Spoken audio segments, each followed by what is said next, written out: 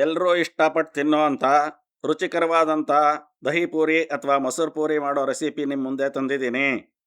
ನಮಸ್ಕಾರ ವೀಕ್ಷಕರಿಗೆ, ಶರ್ಮಾಸ್ ಕಿಚನ್ಗೆ ಸ್ವಾಗತ ಸುಸ್ವಾಗತ.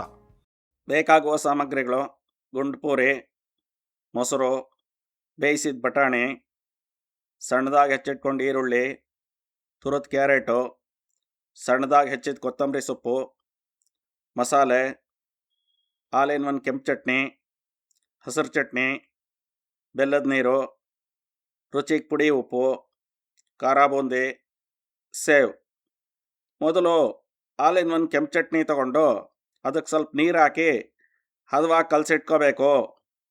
ನಂತರ ಗಟ್ಟಿ ಮೊಸರು ತಗೊಂಡು ಅದನ್ನು ಚೆನ್ನಾಗಿ ಕಲಕಬೇಕು, ಹದ ಮಾಡ್ಕೋಬೇಕು. ನಾವು ಮನೇಲಿ ಹೆಪ್ಪಾಕಿದ ಮೊಸರು ತಗೊಂಡಿದ್ದೀವಿ, ಅದು ಹುಳಿ ಇರಲ್ಲ. ನೀವು ಅಂಗಡಿ ಮೊಸರು ತಂದರೆ ಅದಕ್ಕೆ ಸ್ವಲ್ಪ ಸಕ್ಕರೆ ಹಾಕಿ ಕಲಕಿ ಹದ ಮಾಡ್ಕೋಬೇಕು. ಇವಾಗ ಎಲ್ಲ ರೆಡಿಯಾಗಿದೆ, ದಹಿ ಪೂರಿ ಮಾಡೋಣ. ಮೊದಲು ಗುಂಡು ಪೂರಿಗಳನ್ನು ಈ ಥರ ಮಧ್ಯದಲ್ಲಿ ಒಡೆದಿಟ್ಕೊಳ್ಳೋಣ.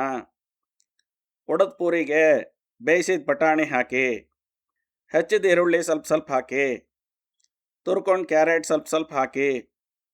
ಈಗ ಕಲಸಿದ ಕೆಂಪು ಚಟ್ನಿ ಸ್ವಲ್ಪ ಸ್ವಲ್ಪ ಹಾಕಿ, ಹಸಿರು ಚಟ್ನಿ ಖಾರಕ್ಕೆ ತಕ್ಕಂತೆ ಸ್ವಲ್ಪ ಸ್ವಲ್ಪ ಹಾಕಿ, ಮಸಾಲೆ ಸ್ವಲ್ಪ ಸ್ವಲ್ಪ ಹಾಕಿ.